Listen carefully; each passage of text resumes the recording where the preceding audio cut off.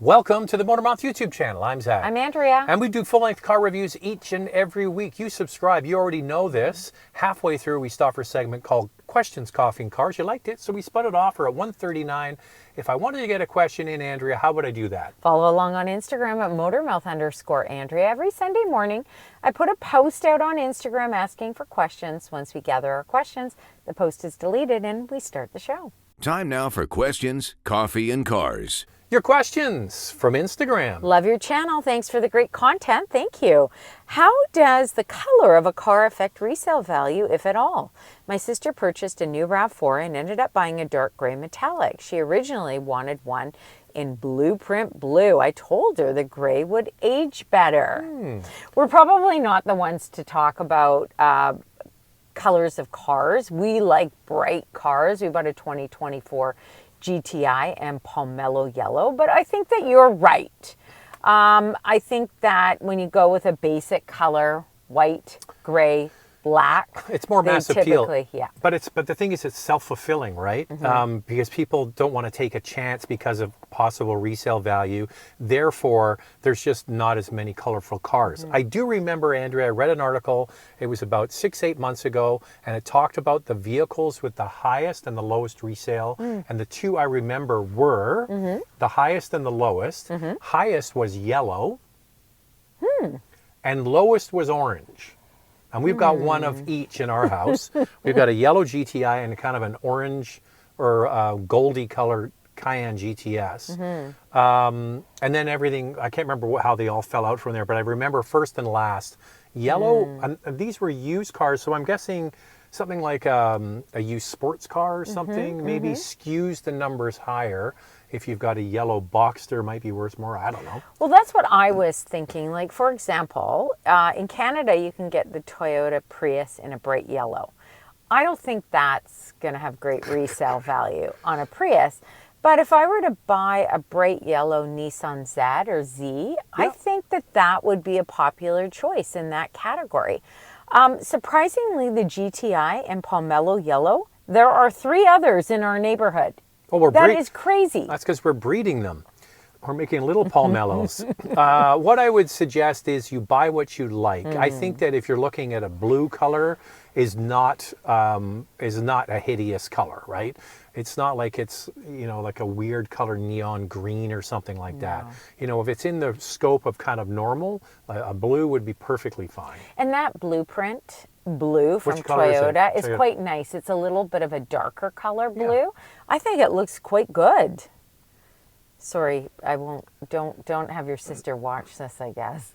Yeah, don't share it. No, because you told her to get gray when she really wanted blueprint. But it's probably a wise choice on the RAV4. So we were at a Porsche event, and the PR person from Porsche joked and said it's called the German rainbow. So for Porsche, for 911s, people buy black, gray, and white, right? Black, gray, and white, or silver. Yep. And that's what they call the German rainbow. We don't love a black car anyway because it's so hard to keep clean, but gray is actually a great color. We had a Cayenne in gray. Boy, it rarely looked dirty. The white isn't too bad either. Do you know what never looks dirty, Andrea? The Pomelo yellow. True. It's amazing how clean it looks.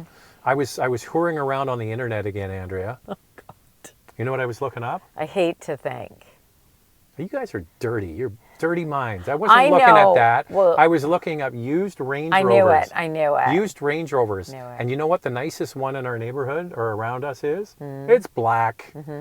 Would I buy it? Your favorite color. Would I pass on it? No. So the you wouldn't pass on it. I know you. There was 2 that were of similar age and mileage, and one was white and one was black. Ugh, white. White's not my choice either. No. I'm going to I'll keep looking.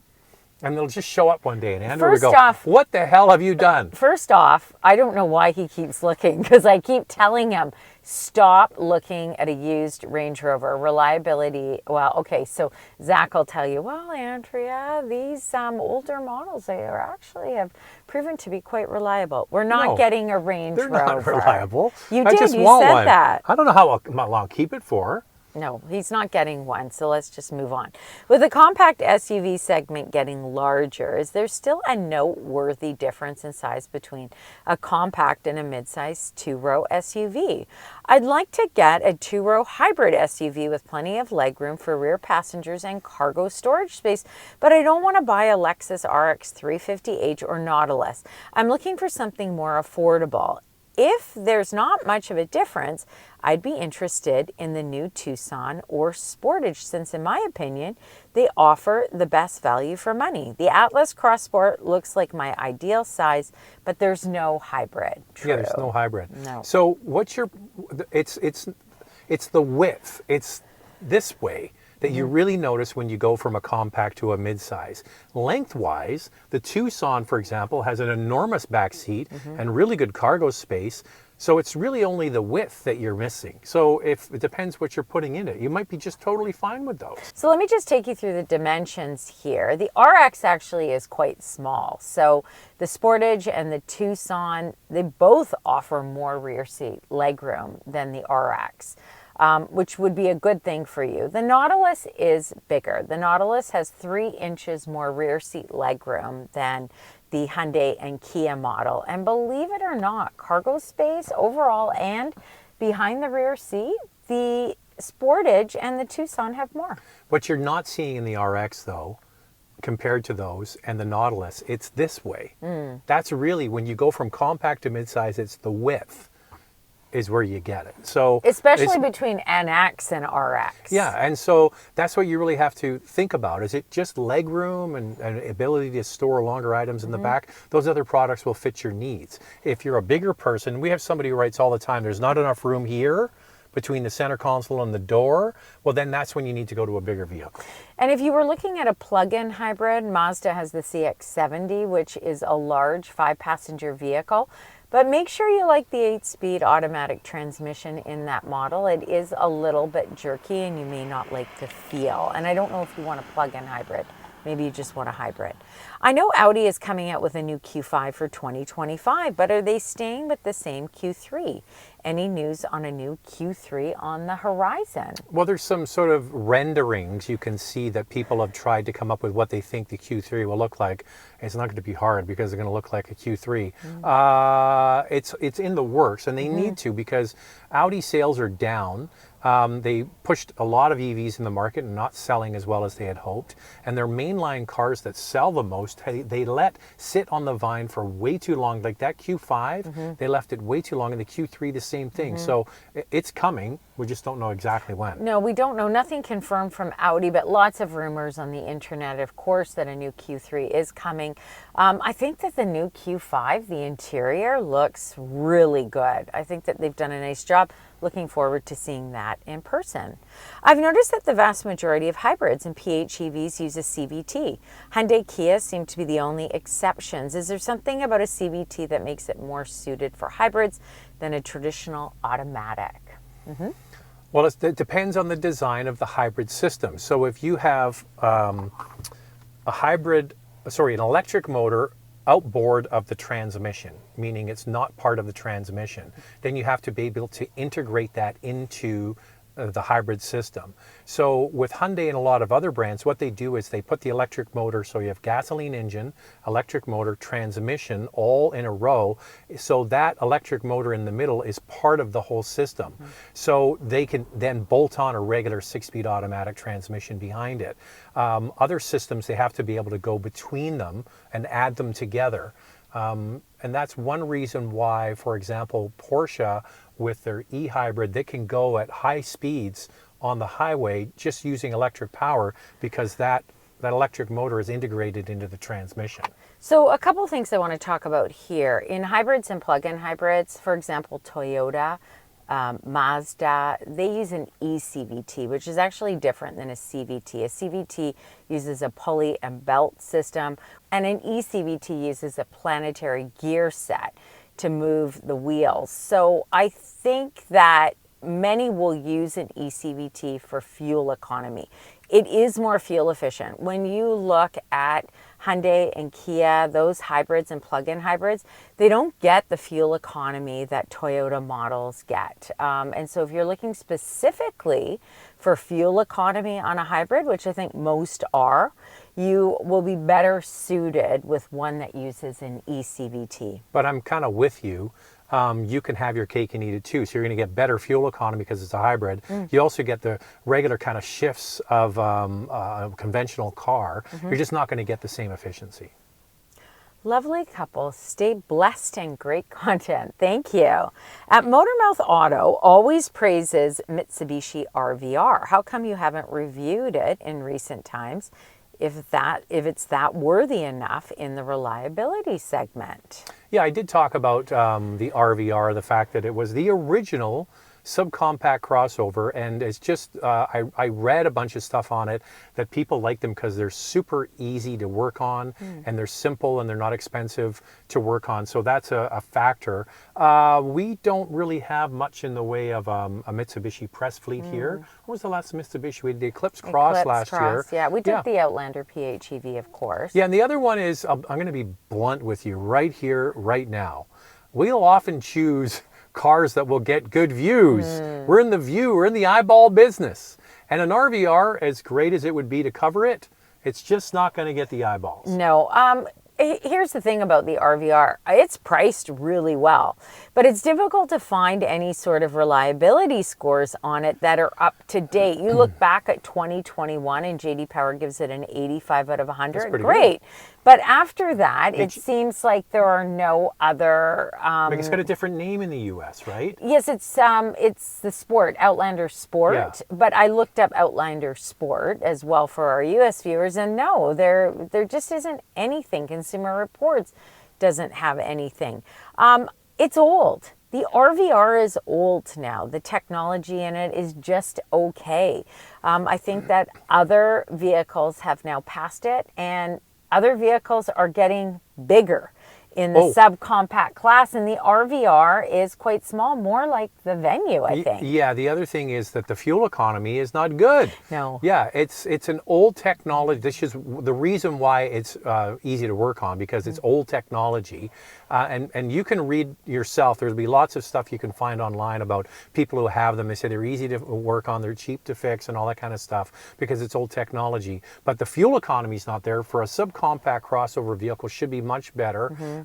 So take that to the bank. There's 2 engines available. Yeah. You want the larger engine for drivability. Still not much power at all. I think it's, what did I look at? 148 horsepower for the small one. And Yeah, but you got to remember it's just a little car. 168 horsepower terrible. for the bigger one. It's not I terrible. don't know what the torque number is, but I'm just saying I think there's better options out there now. You would agree. It just hasn't been updated. It is an option. Well, Mitsubishi also came out with a 10-year, they have a 10-year powertrain warranty, and every once in a while they'll also throw in a 10-year comprehensive warranty, like a bumper-to-bumper warranty. So if that floats your boat and that pops up and it's available, hey, it could be a great second little runaround car. Or even a vehicle for one person, because it is an affordable option if you're on a tighter budget and you don't care about all the extras, and the updates and the updated technology. Hi guys, question about a gas engine and hybrid. I know the gas engine needs to maintain oil and filter changes, but what about the electric motor in a hybrid? That's a really good question. We talked about this 2 questions ago about there's been continual studies done on the most reliable cars. And the category of vehicle that is the most reliable is the hybrid, dominated, of course, by Toyota, because they have so many, I think 50% of their sales now, over 50% are hybrids, right? So they dominate that. Very, very reliable. And you know what the least was? EVs, because of all the electronics. So the thing about a hybrid is it has a very small battery that is kind of discharging and charging many, many times through its driving cycle, but they've proven to be able to do that for many years. There's taxis here in Vancouver with over 1 million kilometers or 600,000 miles on them. And the electric motor needs very little maintenance. I mean, when you go in, you have a hybrid, you go in and you're getting oil changed, maybe for regular maintenance. They'll check your 12-volt battery and they'll check your electric motor, but really there is not much that you have to worry about with that. The issue that I'm hearing with some hybrids in colder temperature, and I think this is something that would be good to discuss, is the 12-volt battery sometimes dies. So the 12-volt battery is the one that starts the gas engine and runs all the electronics on the inside, not the drive battery. That's right. So in colder temperatures, for example, the Outlander plug-in hybrid had issues with the 12-volt battery, and then the vehicle wouldn't start and nothing would light up in the vehicle, so it had to be towed. There has been a recent issue with a viewer reaching out about the UX300H, where he's had issues with the 12-volt battery. He lives in Alberta, also a colder climate. But I did reach out to Toyota Lexus about this, and they said that there is no apparent issues with the 12-volt battery in that particular model or in any of their hybrids where the battery just dies. However, they do recommend, and many manufacturers recommend, that if you go away for a longer period of time, you go on vacation, get a trickle charger and make sure that that battery is charged. So when you get back, it's not dead. I suspect, I don't know this, so I'd have to look more into it, that maybe for weight reasons, they're going with a smaller battery. Batteries, if you ever lifted one, are very, very heavy. So maybe they're trying to kind of cheat and put in a smaller battery, like a deep cycle battery. This UX300, I mean, the UX300 has only been out for a year. So like, for example, I don't want to jinx it, Andrea. This car is 8 years old and still has the original battery. I know. The other Cayenne we have is like 15 years old, and I think it's still got the original battery. But they're that big, right? And they're these big ass deep cycle batteries that just hold a lot of energy. So my guess is that if you're a tech, you work for Toyota, Lexus, let us know, are the batteries small? That's my guess. And also Charlie's Honda Civic, our son's Honda Civic, or it's our Honda Civic, he drives it, a 2017 model, had to get the battery changed out. So you never know. Now, here's something interesting with Hyundai models that I learned. I'm not sure about Kia, but I assume it would be the same. I'd have to reach out to Kia to know for sure. I would bet you it's the same. I would think so. But on a Hyundai hybrid, this is a very interesting system that they have. I'm intrigued now, Andrea. I want to hear all about this. They actually have a reset button for the 12-volt battery. So what happens when the vehicle detects that the 12-volt battery is draining in the vehicle, it disengages from the system. So from the rest of the car, yeah. So when you will know right away that it's disengaged, because you can't use your key fob to open the vehicle, and you certainly can't start the vehicle. So what you need to use is your mechanical key. You get in the vehicle, and within 15 seconds, you hit that reset battery button for the 12-volt battery. And then you drive the vehicle for 30 minutes, and it charges it naturally for you. The great thing about that system, it's not a perfect system either, but the good thing about it is that your vehicle doesn't have to be towed. Yeah, the other thing is that it's never going to go, unless you leave it for a long period of time, if there's any kind of parasitic loss, which is something draining the battery more than it should. Sometimes people would leave like there's a light in the glove box and they wouldn't realize it was actually on, for example. It would drain a battery. A lot of these electronics are just pulling too much energy, the alarm system. So the good thing is that if it's drawing too much, it'll disconnect. The downside I can see, only thing I can see is maybe the alarm doesn't work any longer, but that's a risk you're going to have to take.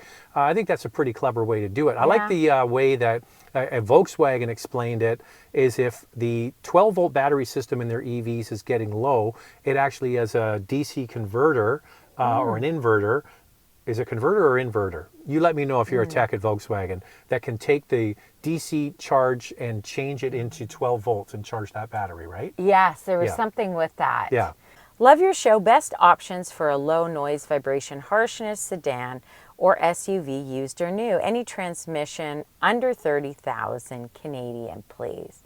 You know, it's tough with noise, vibration, and harshness on subcompact SUVs or compact SUVs and sedans, because they don't have a lot of horsepower, and sometimes when you accelerate quickly, the cabin gets a little bit louder, so it's got to be well insulated. What I would consider, if you don't mind is maybe getting a used Mercedes-Benz C-Class. Those are very well insulated, or a BMW. I think the luxury category does really well. Or get a used Honda Accord, or maybe even a Toyota Camry.